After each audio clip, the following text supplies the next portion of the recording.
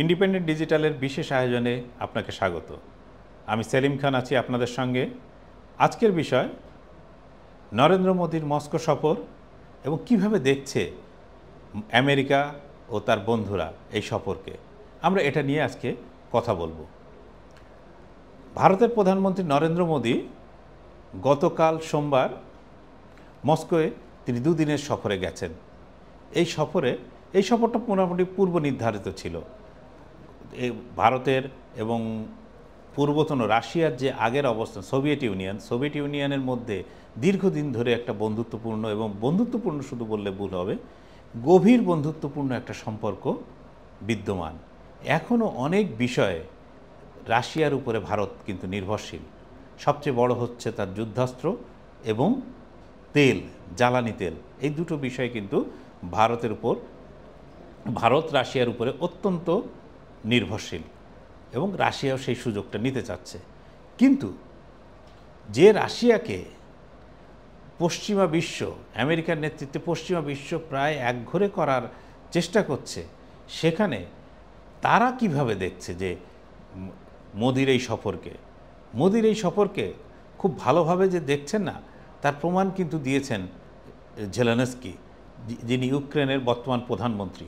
Zelensky ইতিমধ্যেই বলেছেন যে নরেন্দ্র মোদী এমন একটি দেশে গেলেন যে দেশের শাসকের হাতে রক্তের দাগ লেগে আছে, আর নরেন্দ্র মোদী হলেন বিশ্বের বৃহত্তম গণতান্ত্রিক দেশের প্রধানমন্ত্রী। তার এই যাওয়াটা তিনি কিছুতেই মেনে নিতে পারছেন না। কিন্তু নরেন্দ্র মোদী গেলেন কেন? এইখানে একটা বড় প্রশ্ন যে নরেন্দ্র মোদীর এই সফর কিন্তু আগেই বলেছি যে একটা স্বাভাবিক দ্বিপক্ষীয় সফর এবং ভারত এবং রাশিয়ার দীর্ঘদিনের যে সম্পর্ক, সেই সম্পর্কের 22তম শীর্ষ সম্মেলন অনুষ্ঠিত হওয়ার কথা, সেটাতেই যোগ দিতে নরেন্দ্র মোদী মস্কো গেছেন। এবং নরেন্দ্র মোদীর দিক থেকে একটা ভারসাম্য রক্ষার চাপ কিন্তু আগে থেকেই ছিল। কারণ আপনারা জানেন যে মোদী তৃতীয়বারের মতো প্রধানমন্ত্রী হিসেবে শপথ নিয়ে প্রথম গিয়েছিলেন ইতালিতে গিয়েছিলেন কেন? সেখানে G7 জোটের বৈঠক ছিল। এই বৈঠকে নরেন্দ্র মোদী আমন্ত্রিত হন ইতালির প্রধানমন্ত্রীর দ্বারা এবং তিনি সেখানে শপথ নিয়েই কিন্তু সেখানে ছুটে যান। এরপরে তার উপর কিন্তু একটা চাপ ছিল যে রাশিয়ার বা আমেরিকার যারা বিরোধী যে জোট, যে জোটটা তারা করছেন ব্রিক দিয়ে, নানা কিছু দিয়ে, সেই জোটের বন্ধুদের কিন্তু সন্তুষ্ট রাখা, এটাও একটা তার দায়িত্বের মধ্যে ছিল। সেই দায়িত্ব নরেন্দ্র মোদী পালন করেছেন এবং তিনি সেই দায়িত্বে পালনের মধ্য দিয়েই মস্কোর তার এই সফরকে দেখা হচ্ছে যে তিনি মস্কোকেও খুশি রাখতে চেয়েছেন, মস্কোকে চটাতে চাননি। তার এই সফরে যুদ্ধাস্ত্র এবং অন্যান্য বিষয় নিয়ে যেমন আলোচনা হবে, সবচেয়ে বড় আলোচনা হচ্ছে যে মুদ্রা বিনিময়, ভারত এবং রাশিয়ার মধ্যে যে কেনাকাটা চলবে, সেই কেনাকাটা কি দুই দেশের মুদ্রায় হবে, এইটা নিয়েই কিন্তু সবচেয়ে গুরুত্বপূর্ণ আলোচনা মস্কোতে অনুষ্ঠিত হচ্ছে, যেটাতে কিন্তু প্রধানমন্ত্রী বা প্রেসিডেন্ট পুতিন দুইজন কিন্তু কেউ অংশীদার নন, কিন্তু সাইড লাইনে এই আলোচনা চলছে এবং এটি সবচেয়ে বড় গুরুত্ব পাচ্ছে। কিন্তু আমরা যদি রাশিয়ার দিক থেকে দেখি, তাহলে দেখব যে রাশিয়ার কাছে এই সফরটা ছিল খুবই গুরুত্বপূর্ণ।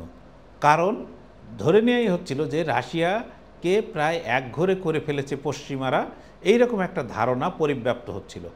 এখন নরেন্দ্র মোদীর মতো একজন প্রভাবশালী প্রধানমন্ত্রী বা প্রভাবশালী রাষ্ট্রনেতা, তিনি যখন মস্কো সফরে যান এবং পুতিনের সঙ্গে গলা মেলান, করমর্দন করেন, কোলাকুলি করেন, তখন প্রমাণ হয়, রাশিয়া প্রমাণ করতে সক্ষম হয় যে তাদেরকে পশ্চিমারা যে একঘরে করতে চেষ্টা করছে, তারা একঘরে আসলে হয়নি।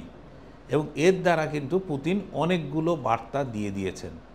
আর কি এই বার্তা দেওয়ার সময়ের জন্য এই সময়টাকে কেন বেছে নেওয়া হলো? আপনারা জানেন যে পোল্যান্ডের সীমান্তের চারপাশে চীন এবং রাশিয়া একটা বড় ধরনের সামরিক মহড়া চালাচ্ছে এবং তারা বলেই দিয়েছে যে এই মহড়া, এবং তার সঙ্গে বেলারুশও আছে, তারা বলছে যে এই মহড়ার লক্ষ্য পোল্যান্ড একা না, পোল্যান্ড ন্যাটোভুক্ত দেশ, আসল লক্ষ্য হচ্ছে ন্যাটোর যে সম্প্রসারণশীল নীতি, সেই নীতির বিরুদ্ধে প্রতিবাদ স্বরূপ বা সেই ন্যাটোকে সামাল দিতে তাদের পাল্টা ব্যবস্থা নেওয়ার জন্য কি কি করা উচিত, রাশিয়া, চীন, বেলারুশ তারা কিন্তু একসঙ্গে সেই ব্যবস্থা নিতে যাচ্ছে বা চলেছে। একই সঙ্গে যদি আমরা দেখি, আজকেই দিনের আলোয় রাশিয়ার ক্ষেপণাস্ত্র গিয়ে হামলে পড়েছে ইউক্রেনের একটি শিশু হাসপাতালে এবং সেখানে অনেক শিশু মারা গেছে। যদিও রাশিয়া সেই অভিযোগ অস্বীকার করছে, তারা বলছে যে ইউক্রেনের যে এয়ার ডিফেন্স সিস্টেম সেইটা ভুল করে রাশিয়ার এই ক্ষেপণাস্ত্র বা রাশিয়ার প্লেনকে বিমান হামলাকে থামাতে গিয়ে আসলে এয়ার ডিফেন্স সিস্টেম থেকে ভুল করে যে চাপ পড়েছে এবং ওইটার দ্বারাই ওই হাসপাতাল ক্ষতিগ্রস্ত হয়েছে। আসলে কি হয়েছে সেটা বোঝা মুশকিল, দুই পক্ষ তাদের মতো করে প্রচার চালাচ্ছে। কিন্তু আমরা এই পুতিনের সঙ্গে মোদির বৈঠককে দেখব চারিদিক থেকে। সেখানে চীন জড়িত, সেখানে আমেরিকা এবং তার বন্ধু দেশগুলো জড়িত। ইতিমধ্যে আমরা দেখেছি যে সরকার, ইউরোপের সরকারগুলো না হলেও পশ্চিম ইউরোপের যে সংবাদ মাধ্যম আছে তারা কিন্তু একটিও কিন্তু ইতিবাচক শব্দ এ ব্যাপারে ব্যবহার করেনি, বরং তারা পুতিনের সঙ্গে মোদির বা রাশিয়ার সঙ্গে ভারতের এত মাখামাখিকে খুব একটা সুদৃষ্টিতে দেখছে না। এখন শেষ পরিণতিতে এটা কি দাঁড়াবে, সেটা পুতিন লাভবান হবেন না মোদি লাভবান হবেন না মস্কো বা দিল্লির মধ্যে যে এই সম্পর্কের এক ধরনের মেলবন্ধন, এই মেলবন্ধন কি নতুন মেরুকরণের কোনো ইঙ্গিত দিচ্ছে, সেটা বুঝতে গেলে আমাদের আরও কিছুদিন অপেক্ষা করতে হবে। তবে ধারণা করা হয় যে আমেরিকা খুব বেশি তার উপর খুশি না এবং তারা সেই কথা মানে একেবারে চেপেও রাখেনি। তাদের পক্ষ থেকে সবচেয়ে বেশি প্রতিক্রিয়া ব্যক্ত করছেন কিন্তু ইউক্রেনের প্রেসিডেন্ট জেলেনস্কি যত তীব্র ভাষায় ভারতকে আক্রমণ করেছেন, এরকম ভাষায় আসলে মোদি বা ভারত যেই বলি না কেন তারা খুব কম সময় এইরকম ভাষায় আক্রান্ত হয়েছেন।